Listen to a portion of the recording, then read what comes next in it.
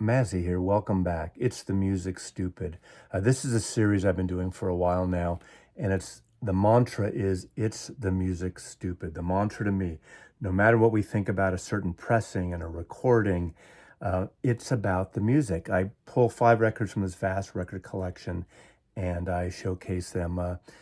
This time I picked 5 records from 1973, all released within a 10-day period in November of 1973. So 50 years ago, a time I was working in a record store, a time when I could listen to pretty much anything. I could sign things out, bring it home. So I heard a lot of records, including the 8 hours I'm at work or 10 hours, whatever it was in those days. Now, It's the Music Stupid comes from a mantra, and let me explain it to you for the newbies here. The mantra is from the 1992 Bill Clinton presidential campaign, where the campaign manager, James Carville, came up with this mantra. It's the economy stupid. It's the economy stupid. It's something within that they couldn't forget that. They had to keep talking about that. It's not saying the audience is stupid. It's not saying the voter's stupid. That wouldn't happen till 2020 and 2016.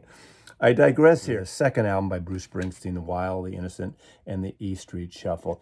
This is the album of Bruce's that I jumped all in. I had heard a little bit of Greetings from Asbury Park. A couple of things obviously were sort of reminiscent of Dylan. He was the new Dylan and all that. But this is the one that really pulled me in. Of course, 2 years later, he would explode with Born to Run. That's when I first saw Bruce Springsteen in October of 1975 at the Paramount Theater in Oakland. And that was one of the most incredible live performances I've seen since in rock and roll. The guy was a monster, amazing. Went on for 3+ hours, jumping into the audience, playing. And that was really the essence of what rock and roll should be about, this type of rock and roll. But I got into this because of one song, and in a way, it's sort of one of the most beautiful songs on here. And it's not one of the big, giant, epic rockers on here. The song is 4th of July, Asbury Park, Sandy. What a romantic song. What a beautiful mood piece. And just the piano and the recording, the production on that, and of course Bruce's vocal and his lyrics. And to me, that was a very impressionable song. 19-year-old, young, in love, and that line, Sandy, the waitress I was seeing, lost her desire for me. I spoke with her last night, and she said she won't set herself on fire for me anymore. On and on, it continues from there. But that line just always just tugged at me. I love that. So we go from Incident on 57th Street to Rosalita, Come Out Tonight, which was one of the highlights when I saw him, and one of the highlights, especially in the 1970s and beyond, in his live shows. And of course, New York City's Serenade, a perfect triptych on side 2 of Bruce Springsteen, and one of the classic albums of all time. And obviously, I think this is either Bruce Springsteen's first or second best album. This and Born to Run, those back-to-back records. Very different records, very different sound, but just two perfect records. And this actually didn't really do much right when it came out. After Bruce hit with Born to Run and his touring and on the cover of Time and Newsweek, it totally changed then. Next is an album that doesn't get a lot of love and came out around this time also. And this is the Kinks' Preservation Act 1. This is their 3rd record, I believe, an RCA record. And this really commences with their theatrical period. A lot of people aren't fans of the theatrical period of the Kinks, where Ray Davis gets all into the storytelling and fictitious creators. This is Volume 1. Volume 2 was a double record set, which confused even more Kinks fans. But I would argue that this is a wonderful record. I mean, it opens up with this wonderful mood piece called Morning Chorus that is somewhat instrumental with sort of the humming of Ray and the way the orchestration builds, and it reminds me of those Disney animated films of the 1930s and 1940s with butterflies and squirrels romping through the forest, the little birds bringing, like to Cinderella, wrapping the fabric around her, or Snow White, any of those. Pick the appropriate Disney animation to use this soundtrack for it. But what an opening of Morning Song. Goes into Daylight, but there's two songs on here that just, to me, are perfect Ray Davis songs, lyrically and arrangements musically. And that's Sweet Lady Guinevere and Where Are They Now? Where Are They Now really goes, in a way, a laundry list of the 1960s, of Swinging London with Mary Quant and Christine Keeler of the Profumo affair that happened, if you know about Scandal and what happened in the 1960s with Parliament and the Russian spy and a Russian spy stuff. Watch that movie, Scandal, about that. But of course, Sitting in the Midday Sun is another one, a great sort of suburban romp, and what Ray Davis is really good for. There are several rockers, obviously. There's One of the Survivors, and every song on here, Money and Corruption, I'm Your Man, all the songs are from a character's point of view in his storytelling. You don't have to really even follow the storytelling to appreciate these songs. The Kinks Preservation Act 1, RCA, the theatrical years. I adore this record, and of the theatrical records, this might be my favorite, although I am partial to one that so many people dislike, and that's the Kinks soap opera. Next, to me, there's one amazing song on this record. The rest of it is good, but one incredible song. This is the second album by Holland Oats.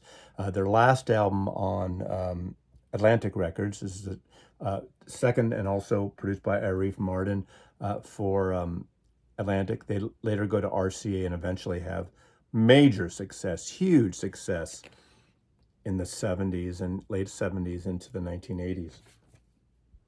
The song on here, which to me is a blue-eyed, soulful masterpiece, is She's Gone. That is the key. And that song is so wonderful and so intense in a soulful, just amazing produced way that it eclipses anything else on this album. Aside from that, the record is a little hit and miss. There's some sort of acoustic-based songs that are a little more folky, soulful folky. It meanders a little bit into what we now accuse bands of calling out yacht rock. The opening track, When the Morning Comes, is a Daryl Hall song, which I remember quite liking and playing it again recently. It's very catchy, but it's definitely a song of the time, and the one that all of a sudden I start, my yacht rock meter started going off again. I wish the rest of this record is more like She's Gone. I wish it was more of a soul record. There's glimpses of it. There's pop AM type hit potential on here. It doesn't quite make it. Even She's Gone, that was pretty hot for a while, didn't really get big again until years later when they had hits on RCA, and of course Atlantic re-releases this. But anyway, Daryl Hall, John Oakes, A Band of Luncheonette. It is a good record, but I find that the best parts are great, and the rest of it, especially on side 2, is a lot weaker. 1973. Then we're getting into Roxy Music's third album, Stranded. Of course, continues the fabulous covers here, conceived usually by Brian Ferry and the team. Now, this is produced by Chris Thomas, who produced their second album and this album. He came about into Roxy after producing several albums, like 4 or 5 records in a row for Procol Harum, and would go on, of course, to do major things with the Pretenders and others. Actually worked as an engineer on the White Album, so there's always that Beatle connection there. This is the first album that Brian Eno is not on. He leaves. And if you don't know Roxy, only if you know their Avalon, which is probably one of the slickest, best sounding records of their career. And a lot of people cite that as, I'm going to test out my stereo. I want you to come over. I'm going to liquor you up and tell you how good and show you how good my stereo sounds by putting Avalon, a very sexy, slick record. I love Avalon. I'm not, dissing it, but it doesn't have the art rock sensibilities, even a little bit of a progressive rock on here, not quite in the terms of the King Crimsons or Yes or Emma Lake and Palmer, but you got that quirky sound. Their first two records are with Brian Eno are more experimental, but this has some of that with glimpses of more pop sensibilities. You got Andy McKay's saxophone still going throughout, and of course the great guitar and electronic treatments by Phil Manzanera. I just love him. I love his guitar playing and his effects that he used to make those sounds. So Stranded, Roxy Music, not one of my favorite of their records, but still a wonderful record as they go, as they come. But interesting to see these photo shoots in London. I believe that was a Playboy model that came in, and she's supposed to be in the jungle here. So she's stranded literally in the jungle. So Roxy Music, art rock, and 1973. And lastly, one of the biggest albums of 1973, which was a surprise for many, and that's Ringo. This is, some would consider this his first, quote, proper rock solo record. He did two records prior to this. He did Sentimental Journey, a wonderful record in its own right, of these standards produced by different people, like George Martin produced one, Quincy Jones, very orchestrated, very horn-based, and he's doing like Bye Bye Blackbird, oldies record before Rod Stewart or any of the rockers in the later on, even Harry Nilsson later, would do kind of an oldies cover record of really the oldies, the standards in a way. And then he did Buku's the Blues, a record I quite like in Nashville, which is a country record. But this, I remember when this was being recorded, we all heard these stories in LA, the rumblings in LA coming, the rumors. KSN Radio's Tom Donahue on Saturday night hoped to have people on the ground and all in LA by the studio. What's happening? Are the Beatles reforming? Are the Beatles getting back together? He would have these live things on Saturday night on KSN Radio talking about this. This is what it became. This is Richard Perry's produced record called Ringo.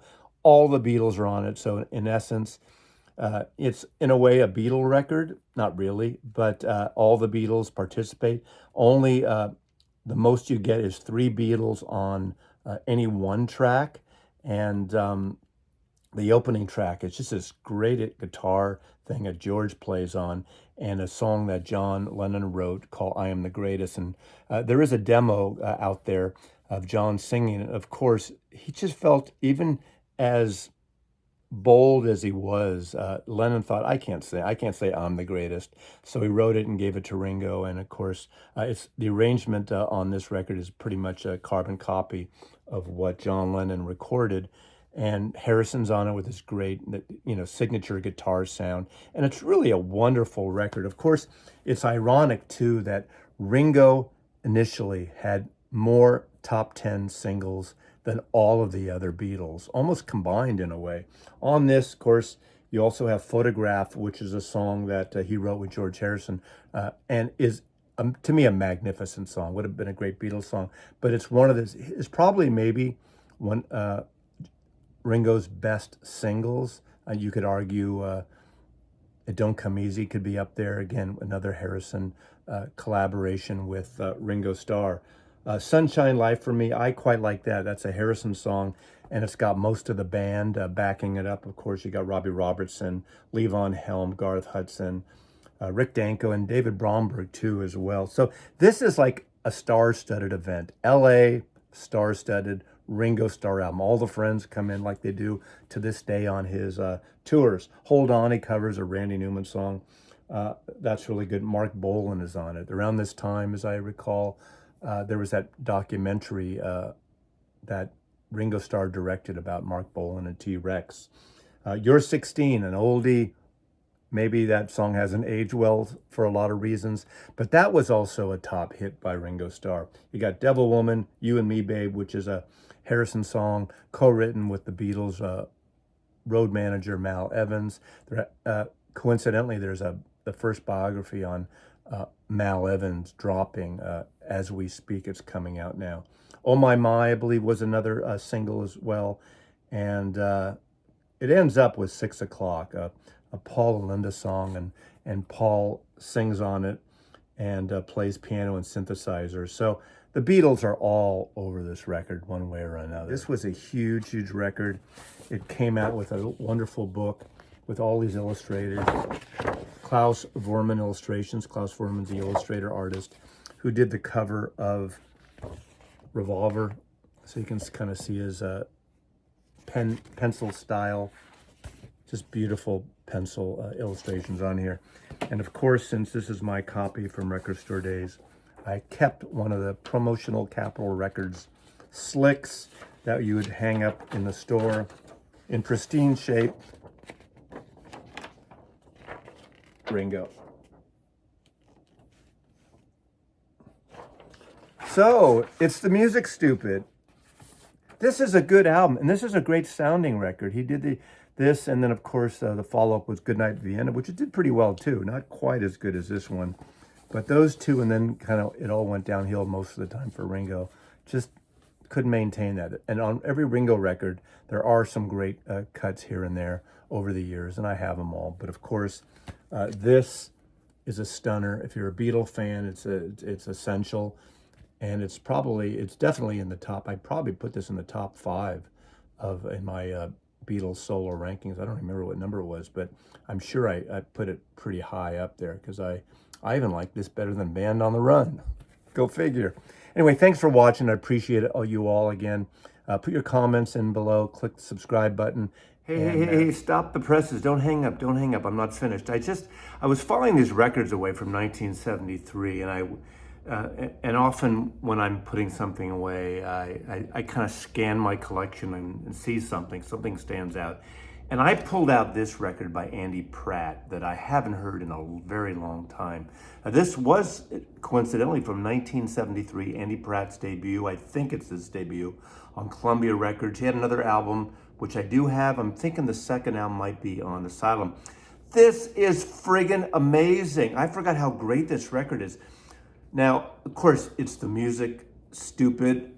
Someone out there is stupid, probably me, but the music, the recording is really tight and really wonderful. No reverb, no excess effects, but great songwriting. And I was trying to think about, we all want to describe an artist, like it's in this camp or that camp, it's rock, it's soul, it's folk, it's whatever. He's a combination of this 1973 with the piano of that Bruce Springsteen, like I was talking about before, the epic Springsteen piano parts. Then his voice goes into this falsetto, reminiscent to the Bee Gees. And that gets a little, dare I say, like Led Zeppelin, like a little Robert Plant. Not as gnarly as Robert Plant, but really good.